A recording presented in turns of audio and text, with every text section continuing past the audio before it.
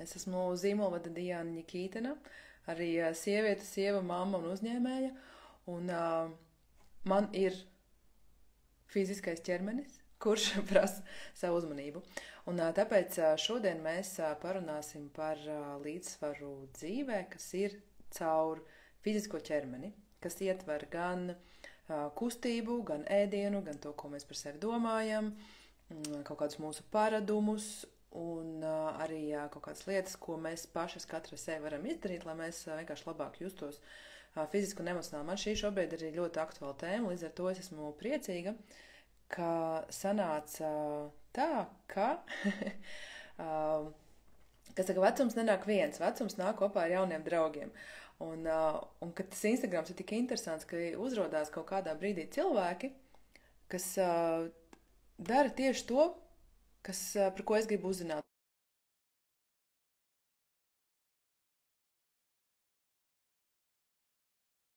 Es arī šodien aicinu uz sarunu, parunāt par čau. Čau! Nu, es tieši stāstu par to, ka vecums nenāk viens, vecums nāk ar jauniem draugiem un jaunām pazīšanām. Tā kā mēs pirms tam neesam pazīstams, tā kā šī ir arī tāda iepazīšanās saruna mums abām. Bet tas projekts, ko tu man stāstīji un uzrunāji, ko man likās ļoti interesanti, ļoti trāpīgi. Nu, lūk, tāds mazs ievads īstenībā, kāpēc es sapratu, ka mums par šo vajag parunāt. Jo man pagājušajā gadā palika 40 gadi. Tad tagad gads ir riņķī, man palika tikko 41, un es jūtu, ka tā kā man palika 40 gadi, es vēl turējos kaut kādām savām rezervēm, enerģētiskajām, tur fiziskajām visām, un tad mēs aizbraucām ar ģimeni ceļojumā uz 7 mēnešiem, atbraucām atpakaļ, tad es novadīju vienu lielu pasākumu, un es jūtu, ka man tās fiziskās enerģijas vienkārši sāk kļūt aizvien mazāk, bet tā strauji mazāk. Un tas uzreiz, protams, tāds sarkanais karoks, kas te notiek, kāpēc es īstenībā fiziski nevisai labi jūtos un kas ir tas, kā es sev varu palīdzēt. Un es īstenībā par to arī tad gribētu parunāt, jo tava programma, tas, ko tu raksti savā Instagramā, tieši ir, ka tas ir dzīves līdzsvars, vai ne? Dzīvesveida līdzsvars. Tad iepazīstini lūdzu ar sevi, kas tu esi, ko tu dari un kas tas par dzīvesveidu līdzsvaru. Apusēja pateicība tev, Diana, par šo sarunu. Pirmkārt, par to, ka mums izdevās šajā tādā trauksmainajā gadsimtā satikties šajā virtuālajā pasaulē. Un es no savas puses tev vēlējos apsveikt ar tavu uzstāšanos vakardien. Manuprāt, tas ir tāds liels respekts no manis, jo kāpt uz skatuves un runāt un būt mentoram, tas prasa tiešām daudz resursus. Un, ja mēs neesam šajā resursā un nezinām savu to iekšējo rutīnu, kas nāk no tevis iekšā gan tad, kad tu esi piepildījis sev visus tos katliņus, tu principā arī nevari būt darbspējīgs. Un, iepazīstoties ar sevi, mani sauc Rebeka Basina. Pēc izglītības es esmu fitnesa trenere, bet mana šī profesija ir plaukusi plaukumā, un tas nav varbūt tāds tipisks profesijas nosaukums.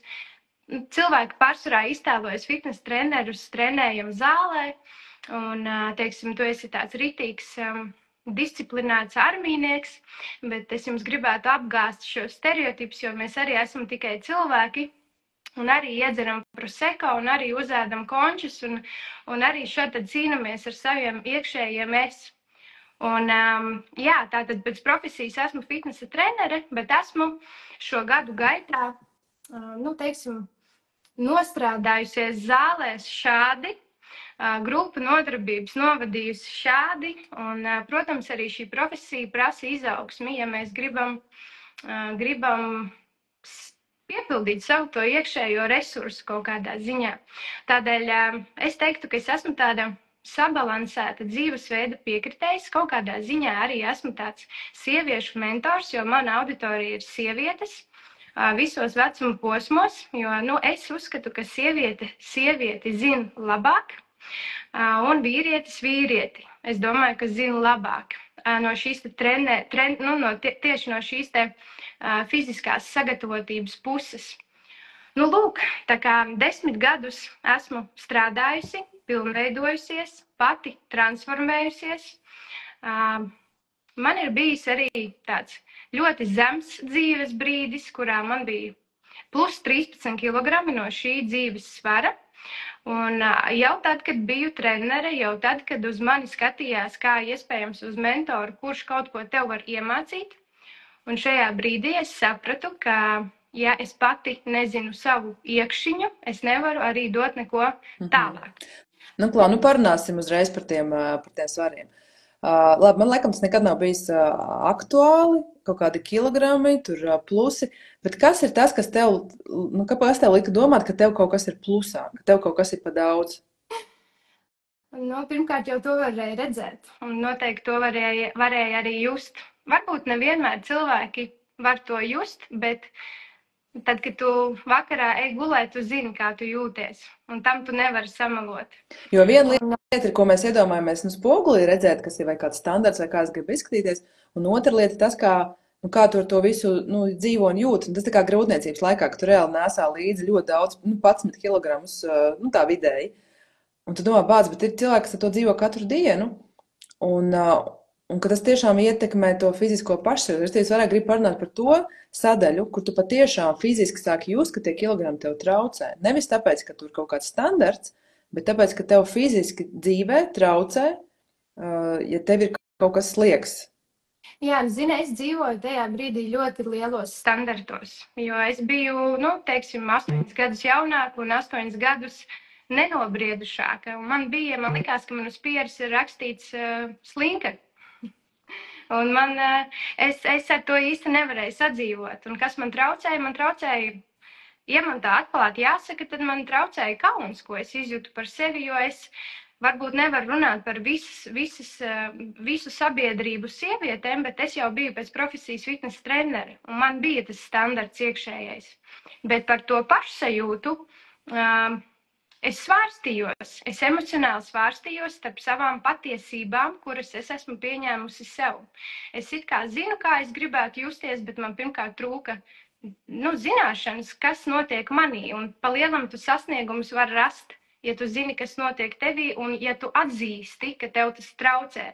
Ja tev tas netraucē, tas ir cits stāsts, bet kustībai jebkuram cilvēkam, jebkurā vecuma posmā ir jābūt, kurā brīdī mēs pieņemam kā normu nekustēties. Ja mēs skoli katru dienu, ja mēs ēdam katru dienu, ja mēs guļam katru dienu, kurā brīdī tā kā ir norma nekustēties un visu atdot ārpasaulē un nedot sev tā kā vienkārši elementāri, no kā sākas tava produktivitāte, no tā, cik tu esi vesels, jo ilgtermiņā tu nevari būt produktīvs, ja tu neesi vesels. Un tie ir tie kausiņi, kurus tu visu laiku svārsti.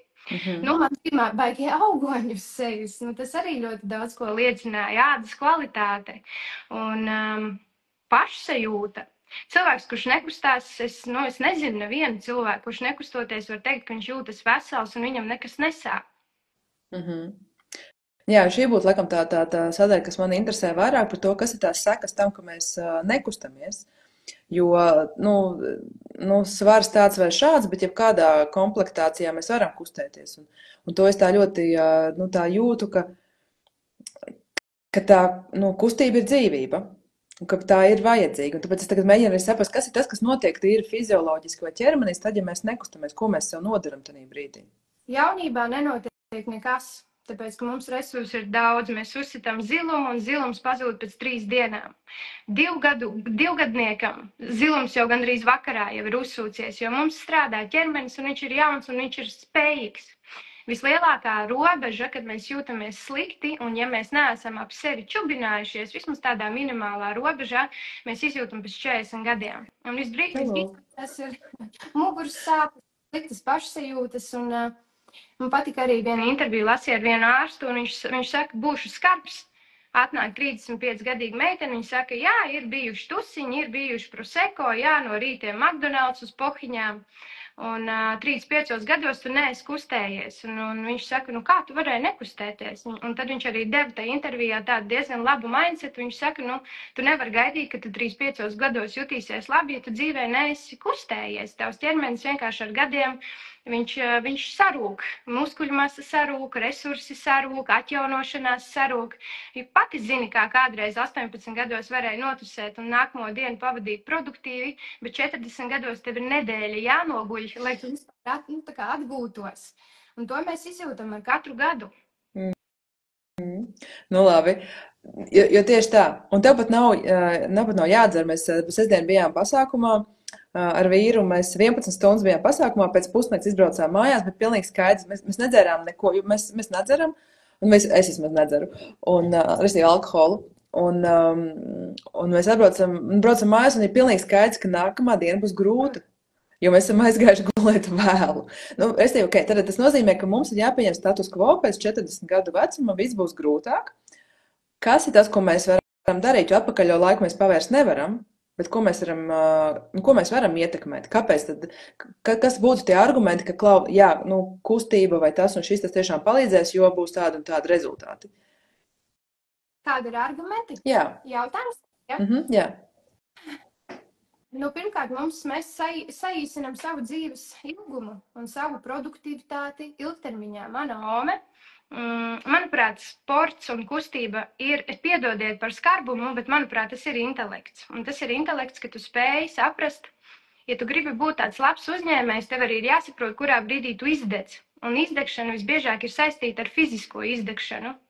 Un mana ome, viņai ir 75 gadi, viņa vēl joprojām strādā. Viņa vēl joprojām ir resursā, jo viņa visu dzīvi ir bijusi kustībā.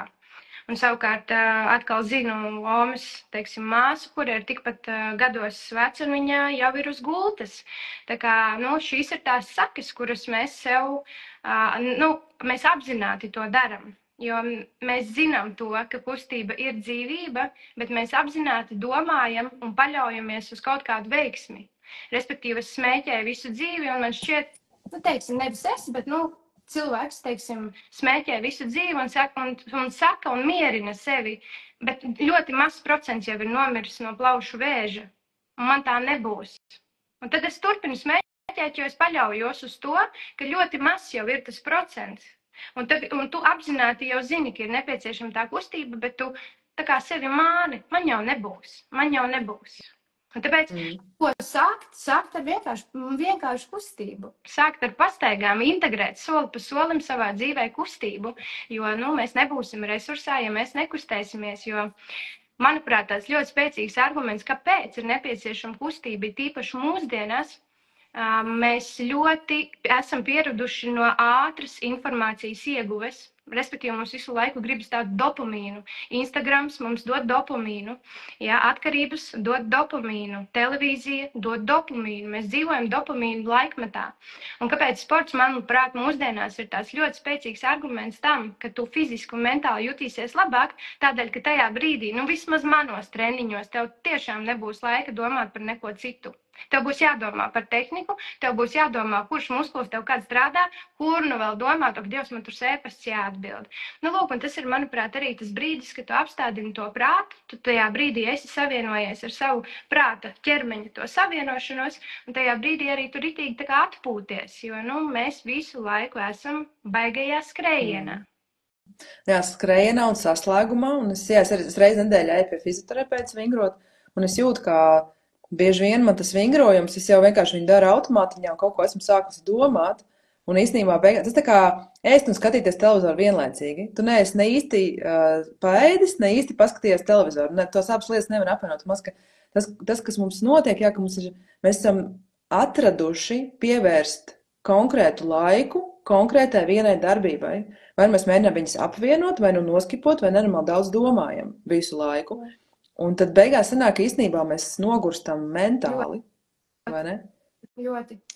Un roka, un vēl apgalvojums, visi jau tāpat nomirsim, bet tā dzīves kvalitāte, kāda tad būs, ja nebūs kustība un turpinās sliktos ieradumus. Jā.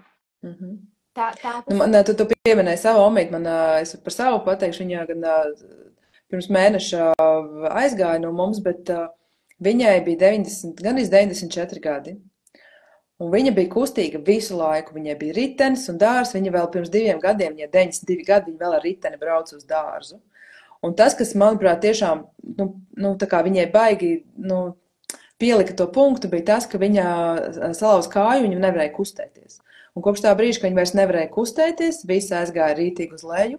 Jo es vairāk domāju, ka viņa būtu dzīvojusi vēl ilgi un dikti, bet tajā vecumā arī kaulu vairs nedzīst tik labi, un līdz ar to tu paliec uz gultas, un jā. Izsaku tev līdzjūtību. Paldies. Bet zini, skaists garš mūžs bija nodzīvots, bet es vienkārši zinu, viņai noteikti bija cerība vēl iestādīt tulpīti šogad un tā, bet, jā, diemžēl tas, ka nebija tās kustības un bija tas guļošais dzīvesveids, bet, 94 gadi. Un tad man liekas tik jocīgi, ka ir cilvēki, kas jau 60, 70 gados atsakās. Jā, bet ir arī cilvēki, kas 50 gados saka, es esmu jau vecs. Tā ir tava uztvere un tava izvēle. Jo, manuprāt, piemēram, man tētim 50 gadi, un es viņu uzskatu par jaunu džeku vēl. Viņš vispār tā kā nesaka, ka viņam kaut kas, tur, teiksim, sāp, viņš sporto, viņam savs tāds mini džimiņš, dzīvokļi vienā istabā, un man liekas, ka no turienes arī ceļas tā mana uztvere par to, ka mēs vienmēr visi esam rekurtā, teiksim, Ome, kas bija tāds rītīgs piemērs tai kustībai, tad tētis, un varbūt mums tas ģimenē tā pašsaprotami. Kā cilvēkiem par to runāt, ja, manuprāt, ļoti svarīgi ir bērnību pavadīt aktīvu. Un ja varbūt tu nebija aktīvs savā bērnībā un bija attaisnots no sporta stundām, jo ārsti ko darīja, un es zinu arī ļoti bieži manā vecumā, man ir 30 gadi, mana vidusskolā, gandrīz puse no klases meitenēm bija attaisnots no sporta. Es projektu Rocky Girls Club, kuru es vadu, ļoti daudz meitenes raksta, tu liki man iemīlēt kustību. Kāpēc? Un ļoti daudz atsaucas uz to, ka nebija vispār vidusskolā sportojušas, jo bija atbrīvotas no sporta. Un ārsts, ko dara, viņš uzsēdina tevi uz kaut kādām zālēm, liek tev nekustēties un negribi sportot. Labi, atbrīvotas. Kas liekas ļoti jocīgi un iet pret to intuitīvu, bet es zinu, jā, ka kaut kā sporta klases skolā neizklausījās seksīgi vispār. Tā kā tas bija tas, pirmais, ko gribējās novastot. Kāpēc? Es pieļauju, tāpēc, ka bija pilnīgi pusdebīlas lietas, kas tur bija jādara. Absolūti nevienam normālam cilvēkam neinteresējoši. Vienīgie, kam interesēja sporta nodarbības, bija tie, kas bija paši pa sevi sportisti. Kas gāja uz treniņiem. Pārējiem vispār nebija interesanti. Un tas ir interesanti, cik ļoti daudziem cilvēkiem jau no bērnības ir šis te ielikts. Vai vēl ko es esmu dzirdējusi, ka, piemēram, vecāki uzskata, ka viņu bērns nevar noiet 1 kilometru. Jā. Es jums varu apgalvot, mani bērni var noiet arī 20 kilometrus. Vajag tikai viņiem dot šo iespēju, un jā, sākumā viņi teiks, viņiem kājiņas sāp, bet ar laiku viņi pieradīs, un viņiem tā būs tā viņa norma, šī kustības daudzums. Jā. Bet, zini, ko es vēl gribēju pajautāt? Mēs daudz ko vēl, bet... Daudz ko vēl gribēju pajautāt. Mums vēl ir laiks. Bet, ko es arī iedomājos, ka viens ir tā kā tu kusties, tad ir noteikti kā tu ēd, kas ir tādi rituāli, un otrs, vai ceturtais jau, ir šis te savs imidžs, kas man šķiet, ka Latvijā, vispār šajā pasaules pusē, mums daudzi cilvēki noveco diezgan neforšā veidā, salīdzinot ar to, kā īstenībā varētu novecot. Un tas, ko es daudz esmu redzējis, kad es arī Parīzē dzīvoju, cik ļoti eleganti un forši cilvēki var iesauļot jebkādā vecumā. Un kāpēc pie mums, kāpēc pēkšņi vienkārši režīms babuškā, uzrodās kaut kāds. Un vienkārši es arī gribēju parunāt, kādas tavas domas par to, kā mēs arī redzam sevi tajā paštēlā, ka tiešām vai tu 50 gados jūties jau kā onkulis, vai tu 50 gados esi vēl savā briedumā. Tad par savu to personīgo tēlu un imidžu, kā tu to varbūt esi manījusi, kā sports arī tam visam palīdz. Jā, pirmkārt jau vide, kurā mēs dzīvojam un cilvēki, kurus mēs izvēlamies sev apkārt. Šis arī ir tāds diezgan interesants temats. Ka, ja sieviete grib uzsākt savu, teiksim, izzināšanas ceļu un sevi pilnveidot, un pirmais, kas sievietē nāk galvā, ir sevi savest vizuāli kārtībā, teiksim, vienkārši justies labāk un būt pašpārliecinātai, tā ir kustība. Protams, ka katrai gribās nomest varbūt kādu kilogramu, varbūt kāds ir, es apsveicu, ka tev tā nav, bet tā ir ļoti sievietēm. Un, teiksim, tur ir kaut kādi peļu vēderiņi, un bieži es dzirdu, ka partneris saka, kam tu taisies. Un tā ir tā vide, kas varbūt nav tik motivējoša tieši sievietei saņemties, sākt to darīt. Bet mans aicinājums ir būt paraugam arī caur šiem visiem komentāriem, nepadoties un būt paraugam, jo mēs nevaram kontrolēt citu, mēs varam kontrolēt sevi, un tad tā apkārtne pavelkās līdzi. Ja es, teiksim, saku vīram, teiksim, ierobežojumu cukuru daudzumu, viņš pavalkās man līdzi, bet es nevis viņam saku, nepēc, bet es tā kā no sevis daru, es no sevis. Es šodien atteikšos. Viņš varbūt pirmo vakaru pēd man blakus, otro vakaru, trešo viņam jau tā kā bišķi jau pašam kauns paliek. Un tad tu caur sevi rādi to piemēru. Un ir svarīgi, ja ir tā demotivējošā vide vai cilvēki, vai vienmēr Omi pateiks, kam tu tur centies, nāc ēd, vai viss ir kārtībā, tu vari ēst, bet tev ir, tā kā pašai jāzina tas savs mērķis. Un, manuprāt, jā, tā pirmkārt vide, un otrkārt tava identitāte, par ko tu sevi uzskati. Jo man ir vienmēr tāds ļoti populārs teiciens, stāsts. Piemēram, ja es šodien esmu nolēmusi nesmēķēt, un mana draudzene ir nolēmusi nesmēķēt, un mēs aizējam uz tusiņu, un man piedāvā cigareti, un es saku, es nesmēķēju. Un manai draudzenei piedāvā cigareti, viņa saka, es mēģinu atmest. Tās ir divas dažādas identitātes, kurās tu dzīvo. Un tev no sākuma, lai tu saprastu, kas tu esi, tev ir jāpieņem sava identitāte, vai arī identitāte, kurā tu vēlētos būt. Jo es pirms gada ar tevi nerunātu. Man liktos, ka man nav ko stāstīt. Man liktos, ka man pietrūkst zināšanas. Jo es sevī ticēju, ka tā ir mana identitāte. Un šobrīd es esmu izveidojusi savu online sieviešu komūnu, un tā ir mana identitāte, jo es pieņemu sevī to, ka man ir ok kustēties 3 reizes nedēļā, vēl runāt un vēl motivēt un vēl būt 24/7 komunikācijā. Tāpēc tā ir mana identitāte, tā ir mana dzīves misija. Ļoti svarīgi ir arī tā kā priekš sevis pieņemt, kāpēc es to daru, un tā ir mana jaunā identitāte. Es gribu kustēties, un šobrīd es tā kā sev to daru un sev to vēlu, un tāda sevis mīloša sieviete, viņa zina to, ka tas ir viņas tā kā iekšējais spēks, kam viņa tic. Pilnīgi piekrīt, kam es ticu, kā es varu justies, izskatīties, kāda varbūt man šis tēls, vai es esmu sieviete, kas noveco eleganti, vai es esmu pat taisno uzreiz vienkārši tantes vai babuškas režīmā, ka tā ir izvēle. Un zini, par ko es bieži vien domāju, ka bieži vien cilvēki nezin to, ko viņi nezin. Un bieži vien, ja tu neredzi vai tu nezini tos piemērus, kā var dzīvot, kā var izdarīt, kāds ir dzīvesveids, kādi ir darbi, tu vienkārši to nezini. Un ja vienīgais, ko tu esi redzējis, ir konkrēts sievietes novecošanas veids, tad tas ir vienīgais, ko tu esi redzējis. Un tur maz nezinu, ka var savādāk. Un man liekas tādā ziņā arī, kāpēc ir forši, ka mēs šobrīd jau ļoti daudz ko varam runāt un cilvēki uzzina jaunas koncepts, jo viņiem rodās tāda, bet ir alternatīva. Es varu nejusties tik sūdīgi, es varu neizskaties tik, uzpampus. Es saku, man svara problēmas nekad nav bijušas manas problēmas, līdz ar to tas nav mans lauciņš. Bet tas, kas man gan nevis vienmēr, bet pēdējā laikā interesē, tas, kā es ar fizisko un savu ēdienu varu justies. Respektīvi, kas notiek tīri hormonāli tajā brīdī, kad es kustos, vai kas notiek tad, kad es vairāk tomēr to brokoli ēdu, nevis nekādus miltus, jo to es jūtu sevī. Kāda man ir garša un pēcgarša un sajūta pēc tam, kad es esmu, piemēram, pēc balītēm, dzimšanas dienām, tur pat cukura koma ir bijusi, ja? To var reāli just, pretstatā tam, kad es ēdu kaut ko citu un kustos. Tā kā vai tu esi pētījis arī, kas notiek tīri hormonāli un tīri kaut kādā tādā iekšējas ķīmijas tajā saistībā, tad, kad cilvēks kustās, tad, kad viņš ēd un pieskata savu režīmu, kādi tur ir tādi ķīmiskie ieguvumi. Labās baktērijas veido labās baktērijas un sliktās baktērijas veido sliktās baktērijas, jo varbūt nelabs piemērs, bet tāds zaļēdais, kurš sevī ir veidojis labās baktērijas, viņam nebūs doma ēst McDonaldā kaut kādu. Tas vairs nav garšīgi. Tā ir tā viena lieta, kas notika, kad es sāku vairāk ēst svaigi un šādus zaļumus.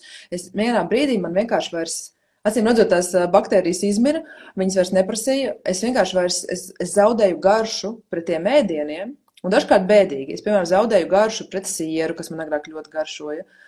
pret kūciņām. Nu, man garšo, bet nu, ne tā, ka man jāstum iekšā.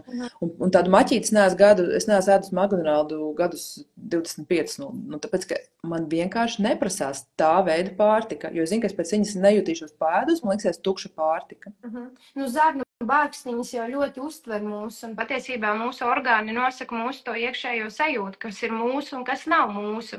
Un ja tu savu ķermeni un zarnu bārkstiņas esi aizlipinājis ar pilnīgi nezināmu, neizdibināmu pārtiku, tev principā arī viņas neprasīs neko labu, jo tu vienkārši, organisms atpazīs tikai to džanku, no kura tu jūti arī to pilnvērtīgo sajūtu, ka šitas man iedeva to labo, sātīgo sajūtu. Un kas cilvēkiem ir visgrūtāk ir izmainīt to ierasto dzīvesveidu un to ierasto vides un vispār dzīves maiņu, jo, liekas, tas ir tikai citiem sasniedzams, tas nav mans. Tas ir viens, bet otrs liekas, ka tu reāli sevi čakarē. Tā kā tu atņem sev dzīves baudas, un tas ir tas, kas man kaut kādā man brīdī likās, ka, ja es atsakos no kaut kādiem tur cukuriem vai miltiem, krosāniem, es sevi aplaupu. Ka es tā kā atņem sev to labumiņu. Bet man liekas, ir kaut kāds brīdis, kas ir jāiedod sev, bet tā tīri laika ziņā, kad vienkārši tas ķermenis vairs tik ļoti nekreivo pēc tā, un viņš pārslēdzās uz citu, viņam pēc tam vairs to nemaz negribās. Zini kā, manuprāt, ka vislabākā metode, lai mums nebūtu arī tā sajūta, ka tu sev atņem visu un tev vairs nav vēlme dzīvot, jo kam tu dzīvo, ja tu nevari it kā garšīgi paēst? Jāintegrē soli pa solim, nomainot, teiksim, vienu ēdienreizi vai pieliekot vienai ēdienreizei nedaudz vairāk zaļums klāt. Ēdi sākumā, kā tu ēdi, lai tavs ķermenis nebūtu stresā. Jo kas notiek, ja tu nogriez visu kā ar nazi, ķermenis ir stresā un visbiežāk mēs piedzīvojam sakāvi. Jo, ja mēs gribam ātri visu krasi mainīt, tu nevari to izdarīt, ja tu esi dzīvojis tā gadiem. Tev arī, es saku tā, saslimušas attiecības, ja bija saslimušas 4 gadus, tad 4 gadus viņas būs arī jāārstē. Un ja mēs tā domājam, tad arī ar ķermeni līdzīgi mēs nedrīkstam viņu šokēt, jo visbiežāk viņš izjutīs stresu, jo mēs paši mentāli izjūtam stresu, ja mēs šitā krasi mainam dzīvesveidu. Mans ieteikums tomēr būtu integrēt to vienu maltīti, sākam ar vienu maltīti, sākam ar ūdens glāzi siltu no rītiem, sākam vakaros tā kā, vismaz 2 stundas pirms miega nēst. Un soli pa solim mūsu ķermenis tam līdzi aug. Un tāpēc tā krasi, cukuru izslēgt, miltus izslēgt, tas visbiežāk mūsu mentālie prāti, kas nav gatavi izaicinājumiem, un mēs esam, visi vienkārši cilvēki. Tāds cilvēks, kas nav pieredzējis sev visu laiku izaicināt, visbiežāk piedzīvo sakāvi, atgriežas ierastajā dzīvesveidā un saka, ka sports un veselīgs uzturs nav man. Jo tu uzsāki no nepareizā pakāpiena. Varbūt tas arī skaidrojums, kāpēc mums tās sporta stundas nepatika skolā. Tāpēc, ka tev no nullītes ir jānoskrien 3 šitie apļi ap stadionu. Kurš normāls cilvēks no nullītes to var izdarīt? Neviens. Un ja mums būtu dots, tā kā soli pa solim, mēs noteikti tajās sporta stundās būtu biežāk viesi bijuši.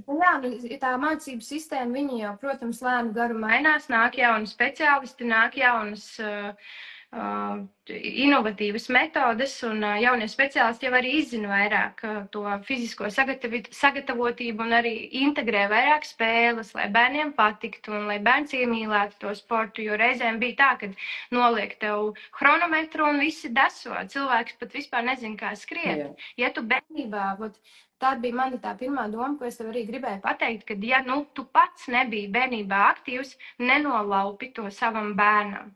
Vismaz ved viņu uz pulciņiem un vismaz integrē viņā kustību, jo cilvēks, kas ir... Man vienmēr Oma ir teikusi, tev jāmīl darbs, jo tad dzīvē tu nekad nepazudīsi. Un es teiktu to pašu arī par sportu, tev ir jāmīl sports un dzīvē tu nekad nepazudīsi. Un tā ir tāda pašdisciplīna un tāds savādāks pašnovērtējums, jo tu dienā patiesībā vari paspēt daudz vairāk, jo, ja tu esi kustīgs, jo tā pati pastaiga, cik tu sakārto mentālo prātu un cik tu daudz domas vari izdomāt pastaigā, tu atnāc mājās kā jauna lapus, tev ir visas, un tu bams, izdarījis darba lietas.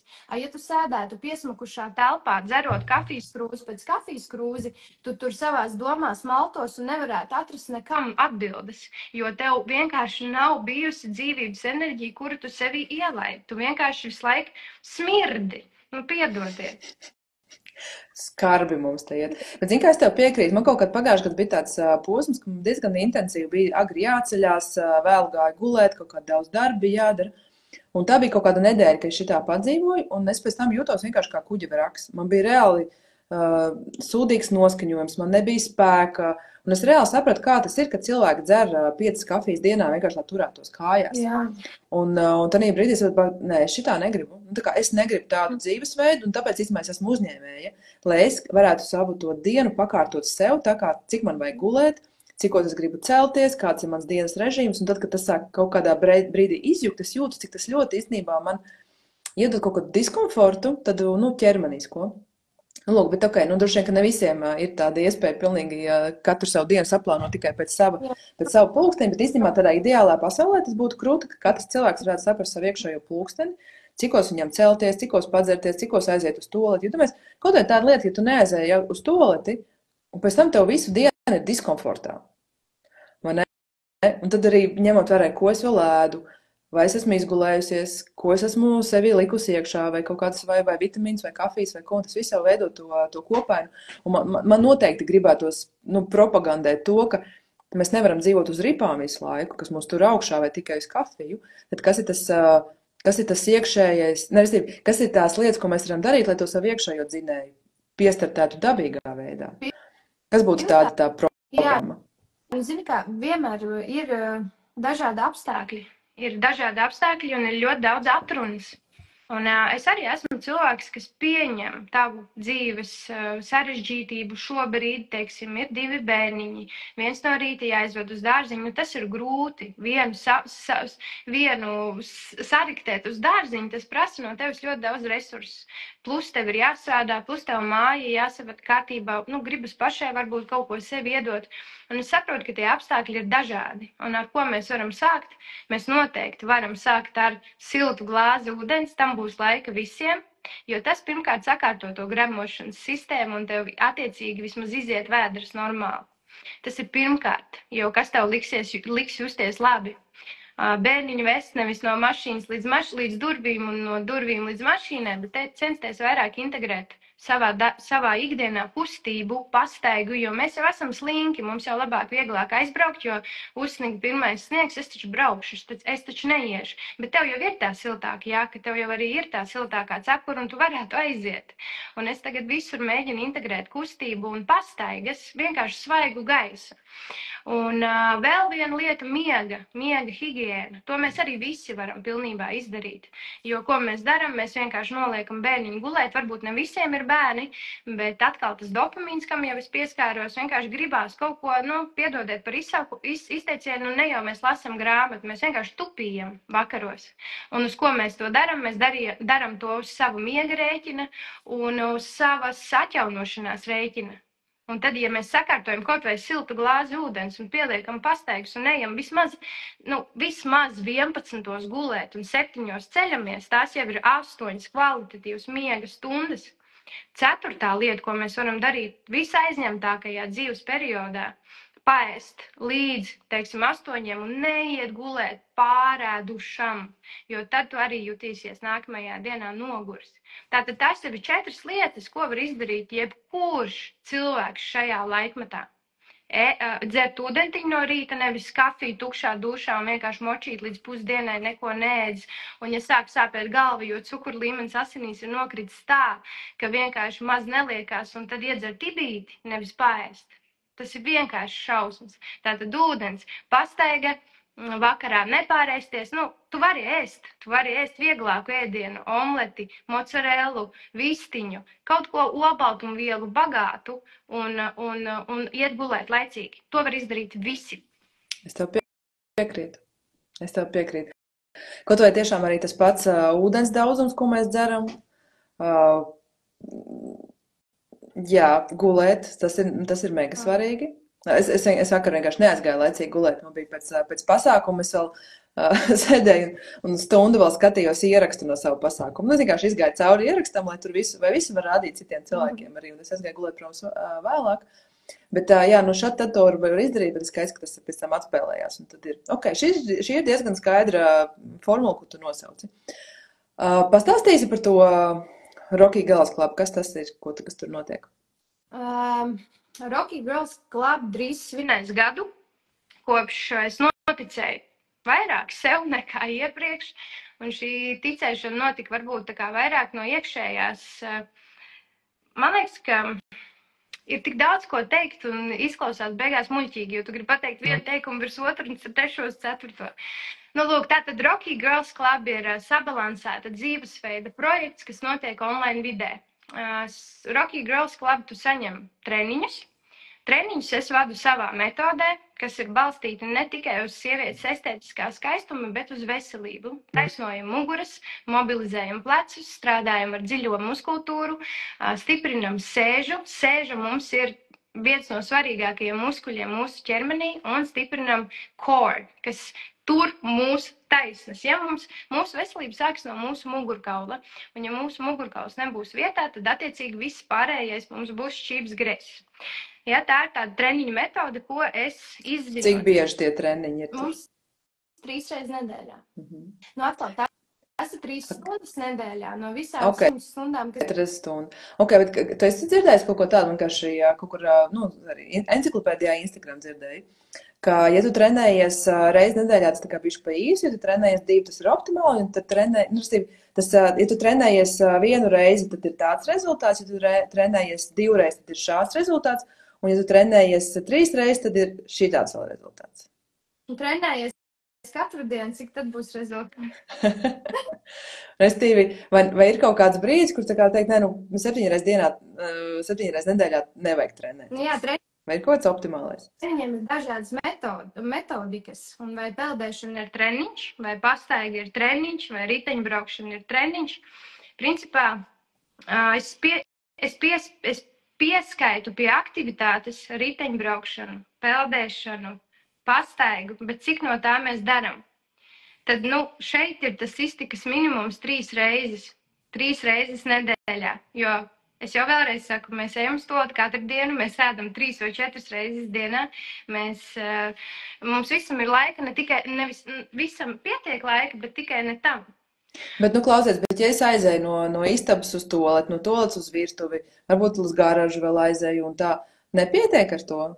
Zini kā, muskuļi jau no tā nestiprinās, un muskuļi mums ar katru gadu sarūk. Un, lai mēs varētu tos muskulīšus nodarbināt, mums ir nepieciešams spēks, jeb kaut kāds papildus apsmugojums.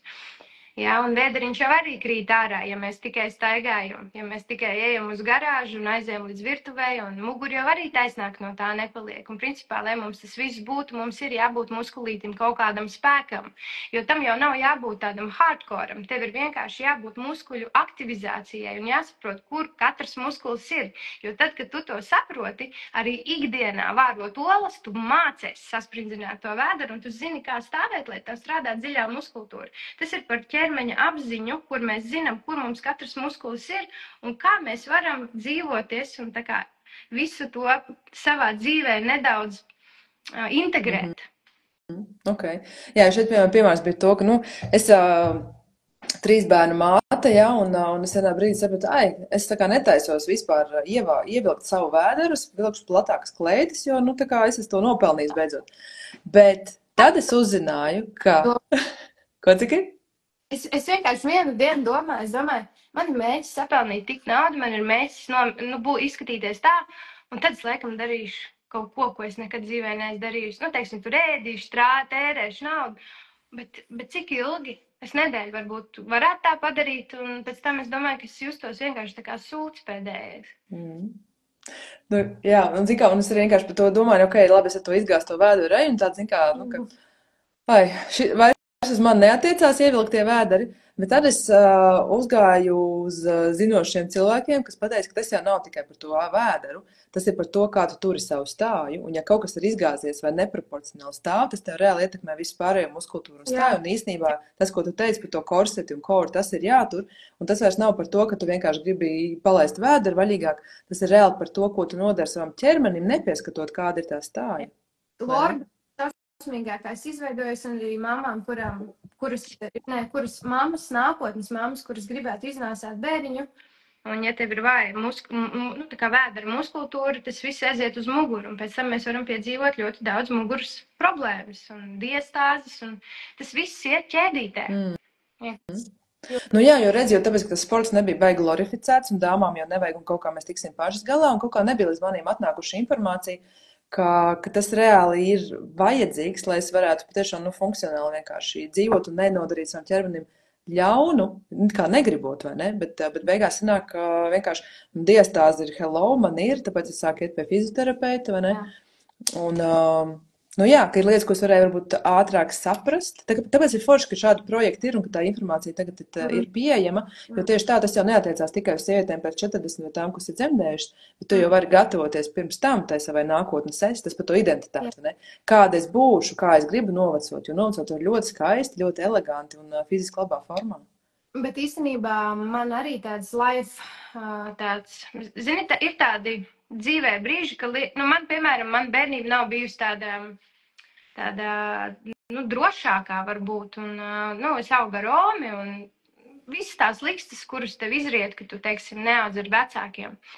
Un tad man tur iekšēji bija tāds cīnītājs, un nevienam savas emocijas neizrādīt, bet man licies, ka man dzīvē tā ir, kāds man ir licis tā stāvēt uz ceļiem, ka vairs mani nekas nevar pārsteigt, bet mani pārsteidza, un mans bērniņš piedzima 30. grūtniecības nedēļā.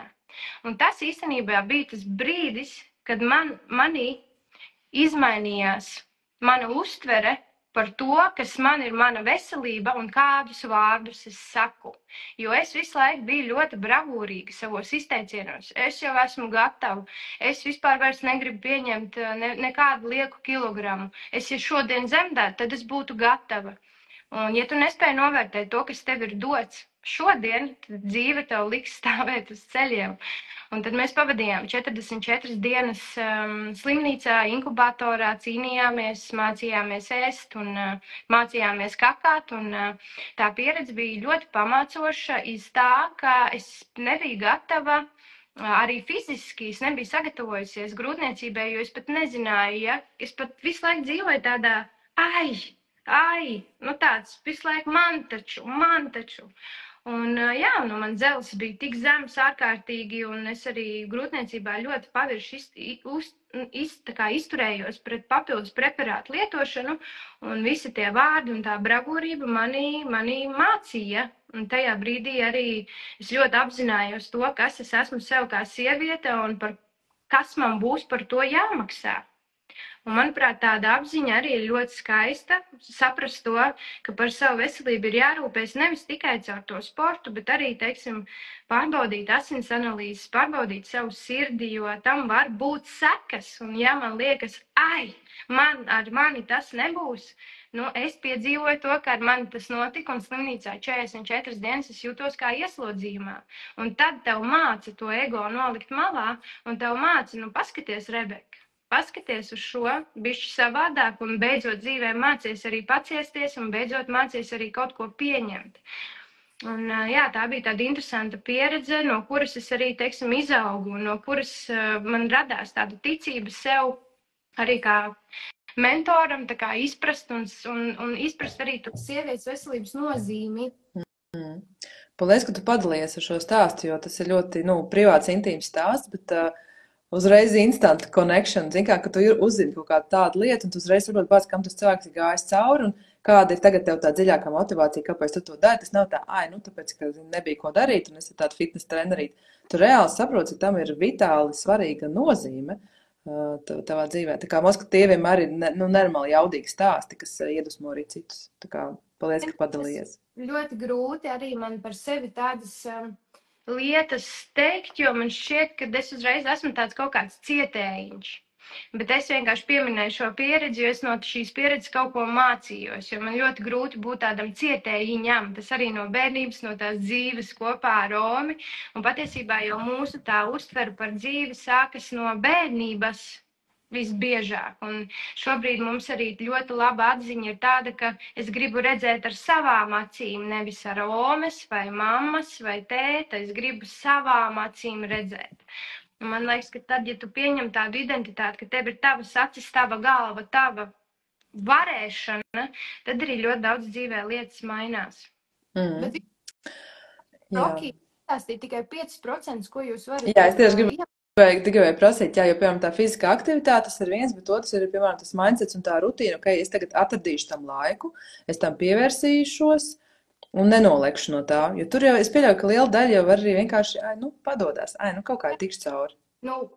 Galvenokārt, ar ko mēs sākam, mums, teiksim, es vēlreiz īsti noskaitīšu, kas mums ir tie 12 treniņi. Protams, ka es jums nestāvu ar pātagu klāt un es neredzu, ko jūs darat, jo jums jāsaprot, ka jūs darat to sevis dēļ. Treniņus mēs sākam pakāpeniski, lai mums nerodās tas nepareizais priekšstats par sportu. Jā, varbūt cilvēkam, kas nav kādu brīdi darījis, arī tas pirmais treniņš liekas grūts, bet es piedāvāju opcijas variantus, un jūs galvenokārt mans aicinājums, es arī jums vienmēr sūtu video sveicienu ar to, ka mēs katrs esam šeit savā ceļā un savos izaicinājumos, un tāpēc nav nevienam nekas jāpierāda, un taisat brīvi tās opcijas variantus, kuras es piedāvāju. Tad mums ir ēdienkarte, ko mums ir sastādījusi Zana Salmana, un ēdienkarte mums vienreiz bija tās baigais ČP, mēs viņu uztaisījām pa šarpu. Mēs uztaisījām ēdienkarti pa šarpu, un tas bija Kas jums bija? Ikri un lasis vai ko? Ļoti sarežģīts pagatavošanas process. Un es esmu cilvēks, kas nevar gatavot. Tur, teiksim, viena sastāvdaļa no Skaja, viena no Centrāla tirgu, viena no Stokmana. Te uzreiz ir pretestība emocionālā. Es taču neiešu te pērties. Es nopirkšu pelmeņu paku, paēdīšu un sēdēšu. Un tāpēc mums bija tāds bišķi ČP vienā projektā, bet mēs ļoti ātri sabāzējāmies un es teicu Zanai, ka bišķi jāpārplāno. Un šobrīd, tā ēdienkārta ir tāda, kur katru maltīti tu vari pagatavot 15 minūšu laikā. Visus produktus nopirkt vienā veikalā, jo es saprotu un apzinos, ka dzīve notiek. Ne jau tikai tu dzīvo sev, bet dzīve notiek apkārt ļoti strauji.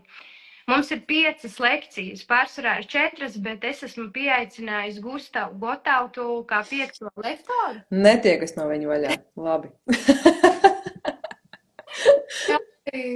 Jā, forši man vienkārši liekas, ka Gustavs šobrīd ir tādā pīkā, un man gribās, lai viņš iedod meitenēm, jo sportā jau arī ir bombzis iekšējais, un man gribās, lai Gustavs bišķi ar meitenēm parunā. Bet mums ir uzturu lekcija, kur mēs apspriežam uzturu pamatlikumus, un Zana ir superīga Salmana, viņa izstāsta tik vienkāršā veidā sarežģītas lietas. Mums ir fizioterapijas lekcija, kuru vada Sintī Priede.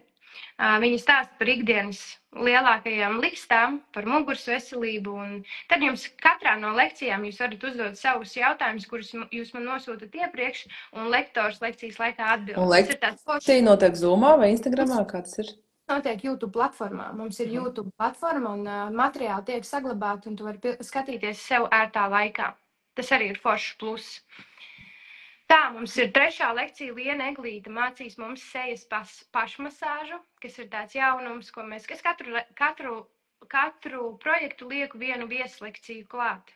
Jo 3 pamatlekcijas ir, kuru vada fizioterapeits, uzturspeciālists un es. Vienu es vadu par ieradumiem, motivāciju, pašdisciplīnu, izstāstu nedaudz vairāk par sevi, par ko es Instagramā baigi, kā jau es tev tikko ieskicēju, tā ļoti nebļauju par saviem tādiem dzīves stāstiem. Un 5. lekcija būs bonus lekcija, ko vadīs Gustavs par mindsetu. Par to, cik mēs maz varbūt izmantojam savu prāta resursu. Visam tam vēl kopā mums ir komūna, ir 2 čati. Viens čatiņš ir diskusiju čats un viens ir info čats. Info čatiņā ir tikai svarīgākā informācija, ja liekas kādam, ka diskusiju čats ir too much. Tas arī tā var būt, jo meitenes ir runātīgas un grib padalīties, un tāpēc ir ok būt tikai info čatā un ņemt tikai to, kas ir nepieciešams man. Es arī esmu uz laiku sakariem, ar mani arī var sazināties. Lūk, man liekas, ka es izstāstīju visu. Tā ir tā. Cik ilgi tas viss kopā notiek? Mēnesis. Un tas maksās 70 eiro. Jep. Kad jūs sākat? Mēs sākam pirmdien. Un Pirmdien. pieteikšanās ir tikai līdz piekdienai. Ok. Labi. Nu jā, es tā kā saprotu, ka man ir kaut kāds tāds fiziskais kraks piezadzies līdz ar 41 gadu, un līdz ar to es piedalīšos. Es piedalīšos, un es reāli īstenībā ar sevi tā kā šobrīd eju uz sarunu, ka vienkārši tā kā izaicinājums. Ka tu vienkārši saņemies un izdari. Jo man tikko pašai bija izaicinājums satura veidošanas izaicinājums, kur bija 30 dienas, bija jāveido saturs. Nu, mans izaicinājums bija nevis viņu veidot, bet iedot meitenēm idejas, viņas aprakstīt un katru dienu pavadīt tajā izpildē. Jā. Un es 30 dienas pēc kārtas to darīju, un es domāju, bāc, ja šito var izdarīt, tad vai nākamo līmeni ielikt iekšā šo te fizisko kustību, jo, nu, kam stundu dienā es varu atrast. Un tepat nav katru dienu, te ir tikai 3 reizes, vai ne? Jā. Tikai 3 reizes. Salīdzinot ar manām 0 reizēm šobrīd. Man ir 1 reize. Man ir 1 reize, es reiz nedēļā eju vingrot. Bet es domāju, ka mēs sāksim pakāpeniski, bet, nu, sāksim pakāpeniski ar arī ļoti daudz teoriju, un galvenais jau arī izprast to, ka vismaz bišķiņi izdarīt, nekā neizdarīt nemaz. Un reizēm ir vai nu visu, vai neko. Un tas ir tas ieradums, kuru mums ir jāizdara un jāizveido tāds ieradums, kas nav nereāls. Tev jāizdara tas ieradums arī sliktās dienās, jo tās sliktās dienas var būt pirmdien, otrdien, trešdien, ceturtdien. Viss, ko tu jau iepriekš biji ieguldījis, ir paslaucīts zem paklāja, jo tev mentāli liekas, nu es taču nesākšu tagad, nu tā kā atkal. Bet zini, kas ir interesanti ar tādām sliktajām dienām, ka īstenībā man arī šis 30 dienu mans izaicinājums parādīja, ka nav tā lieta kā sliktā diena. Vienkārši tā diena ir kā diena, tikai dažās ir vieglāk un dažās ir bišķiņ grūtāk, bet viņās abās to var izdarīt. Jā. Jo man, piemēram, bija par to satura veidošanu, ka man bija jāraksta tās idejas, un bija dienas, kad gāja vienkārši kā pa sviestu, un bija dienas, kad bija bišķi ilgāk jāiespringst. Bet rezultāts bija tāpat, es varēju to izdarīt. Nebija tā, ka nu šodien nekas no manis nesanāks. Jā, tā ir. Nu, protams, mums jau sievietēm arī hormonālais fons, bet hormonālais fons arī ir ļoti atkarīgs no miega un no uztura. Un mēs to varam piedzīvot mazāk izjūtot to, ja mēs sekojam tam līdzi, un īstenībā tas arī ļoti daudz ko maina. Minēja par tiem hormoniem, nu laimes hormons ir tas, kas vispār izstrādājas no kustības. Tas ir tas pats dopamīns arī kaut kādā ziņā. Arī tāda bišķi atkarība no tās kustības, jo mēs zinām, kā mēs jutīsimies pēc tās. Visgrūtāk jau ir tos traukus nomazgāt, bet, kad tu nomazgā tos traukus, tu ieliec arī drēbes mazgāties, tu ieliec arī žāvēties, un tu vēl uzsūc, un tu izmazgā, un šeku reku. Un īstenībā es arī stāstu meitenēm, kad samelo sev. Iedomājies, tu pasaki, es izdarīšu tikai 5 minūtes no treniņa. Bet tu jau zini, ka tu neizdarīsi. Bet tu vienkārši pasaki tā kā sev, es izdarīšu tikai 5 minūtes. Un tu sāc darīt, labi, izdarīšu 10. Un tu izdari visu, bet vienkārši sevi ir itīgi čakarē, jo mūsu prāts ir cietais disks, kuru mēs visu laiku varam paši mainīt, kā mēs gribam. Vienkārši vajag tos tūlus. Un tad Rocky tās īstenībā tūlus, kur es mēģinu iedvesmot, bet, nu, protams, jau visus jau es nevaru vilkt. Ar visiem nesanāks. Bet, zini kā, no otras puses arī esmu sapratis, piemēram, arī ar klientiem strādājot. Nu, visi cilvēki nav mana atbildība. Viņiem tas ir viņu process, un viņiem ir jāuzņemas atbildība, vai viņi dara, vai viņi nedara. Un beigās ir jāsadzīvo arī ar tām sekām, kas no tā rodās. Sāpju. Un dažkārt, ko ciki? Reizēm jau sāp sirds, jo gribās jau... Nu, gribās, jā, bet nu visus izglābt nevar. Tas arī nav mēģis, un atkal no otras puses arī varbūt viņiem vajag šo procesu. Jā. Varbūt, nu tā kā ļoti daudz, kas manā dzīvē arī notiek šo te sick and tired. Nu, tagad es toču vairs nevaru, ir līdz kliņķim, nu, tad es kaut ko mainīšu. Un forši būtu iemācīties tomēr to darīt pirms tu izdedz, pirms tu fiziski izsīksti, pirms tu pakrīti tur nesamaņā, jo tu neesi gulējis. Tā kā noķert ātrāk jau to momentu un saku preventīvi to darīt un nevis tiešām turēties uz kafijas un ibumetīna, bet preventīvi. Sev izdarīt tā, lai tu fiziski un emocionāli justos labi, jo skaidrs, ka tā fiziskā kustība tevi fiziski tur formā, viņa tavu emocionālo sakārto, viņa iedod tev lielāku prāta mieru, no prāta mieru tu var radīt labākas idejas, beigās tev labāk arī veicās biznesā, beigās tu esi arī labāka māte un sievi, jo tu vienkārši neesi stresa kamols, un tā kā tur ir ļoti liela tā ķēdīte, kas ir. Jā, visam ķēdītas reakcijas, pilnīgi visam. Jo mēs nevaram būt resursā, ja mēs paši sev neiedodam. Tad īstenībā mēs esam buģi. Un tad bērns ir uzvilcies, jo viņš ļoti labi mūs jūt. Un tad vīrs seko, tu tur visu laiku burkšķi. Un īstenībā viss ir tikai tādēļ, ka tu neiedevi savu to vismaz bišķiņu. Tev tam nebija laika, bet beigās viss pa ķēdīt aiziet vienkārši apokalipsē. Bet ja mēs tā padomājam, bet ja mēs padomājam, ka mēs varētu tomēr, kaut vai to stundu dienā, tas jau būtu labi, stundu dienā, kaut vai reizi nedēļā vai divreiz, un tad jau gan jau, ka iemācītos. Un tā kā saprast, ka man lētāk un izdevīgāk, un es varu atrast laiku. Un varbūt nolikšu vietā, piemēram, tas, ko es arī ieteiktu darīt, ja kādai dāmai liekas, ka viņai nav laika, tad kādu dienu izdomā, ka tu negatavo, piemēram, vai ka tu nekārto māju. Un to laiku, ko tu būtu veltījis mājas kārtošanā, aizēm pavingro. Jo, tici man, tās drēbes, viņas nekad nebeidzas. Netīrie trauki, viņi nekad nebeidzas. Bet tā viena sporta stunda, kas tev patiešām var iedot ļoti lielu pienesumu, tā būtu tā vērta. Man ir meitenes, kuras sporto ar 3 bērniem. Un, piemēram, viena meitene raksta, šodien neaizgāja uz dārziņu lielākais, jo ir apslimis, tur, teiksim, pielēdis māsai, jo man vēl jaundzimušais. Un iedomājies, ja vīrs aiziet uz darbu, un viņi man raksta, man likās, ka šī diena būs norakstīta mentāli, fiziski, visiem visu izdarīt. Un beigās tā diena izvērtās netik slikti, kā bija plānots. Lielais ar mazo vienu pašu spēlējais, maziņais aizmidzis. Viņa saka, es nosportoju, un man vēl palika laiks pagatavot, un es sēdēju pie galda, un man likās, kas tikko notika, kā es to vispār izdarīju. Un man visas meitenes ir tādas, kuras meklē iespēju nevis norakst uzreiz to dienu. Manuprāt, arī tas ir arī tā uztvere par to, kā tu spēj arī bišķi tā kā integrēt savu to vajadzību starp visu to dzīvi, kas notiek, jo dzīve notiks vienmēr. Jā, neatkarīgi no tā, protams, bet labāk, lai tu viņā piedalies kvalitatīvi. Jā, skaisti. Super.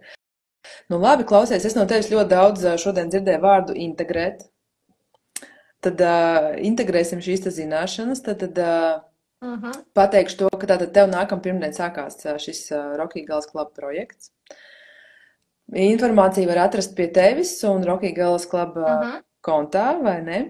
Es jau saku, es arī piedalos, un es tiešām esmu pati ar sevi sarunājis, tā kā izdari. Kaut vai tīri interesi pēc, kas mainīsies? Sāksim pa bišķiņām. Jo, zin kā, ka beidzot klauvē pa durvīm, klausies, tev 41 un tev vairs nav 25 un tā viss enerģijas līmenis un tas viss. Kaut kas ir jāsāk darīt, jo tāpēc, ka es gribu kvalitatīvi dzīvot. Es gribu kvalitatīvi dzīvot un ilgi dzīvot. Es gribu labi izskatīties, labi justies un es gribu vienkārši būt super baby arī 70 gados. Tā ir man iekšējā motivācija. Un tā kā es tam ticu un es to gribu, man ir jāsāk arī kaut kas darīt tajā virzienā. Tāpēc es ar sevi sarunāju, ka es darīšu. Jā, mēs runājam tikai tā par sievietēm, bet ja kāds vīrietis arī šo klausās, Rocky, diemžēl, ir tikai priekš sieviešu auditorijas, bet šis viss attiecas arī uz jums. Viss, par ko mēs runājam, tas viss attiecas arī uz jūsu veselību. Īpaši uz arī vīriešu veselību, jo jūs pēc statistikas dzīvojat īsāku laiku. Tāpēc, ka jums veselība vispār atvainojas dirsā, ja? Jūs ēdat kaut kādu kartupeli ceptu visu laiku ar gaļu 3 reizes dienā, jūs nekustaties, dzērat vēl alu, labi, es tagad, protams, pārspīlēju, bet tāds klasiskais, jā, Latvijas vīrietis. Tas taču ir vienkārši killers.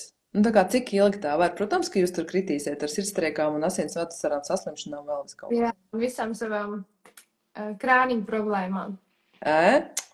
Ja tas tauku vēderiņš neuzrunā, tad šitas gan varētu uzrunāt, vai ne? Ka to gan gribās saglabāt. Fantastisks noslēgums. Izcils, vispār nebija plānojis, ka mēs tur nonāksim, bet here we are. Ok. Labi, tad kādreiz jāparunā būs arī par tiem vīriešiem.